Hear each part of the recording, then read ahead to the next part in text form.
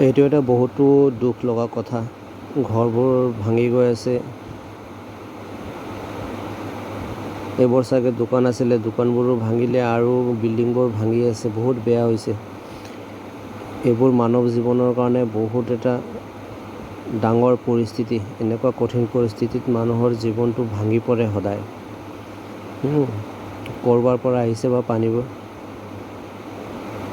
দেখাতো সৰু এটা নালা নিচিনা লাগি আছে, কিন্তু কি হয়তো গম নাপাওঁ ন। যিবোৰ সৰু সুৰা ঘৰ আছিলে চববোৰ ভাঙি ভাঙি গৈয়ে আছে।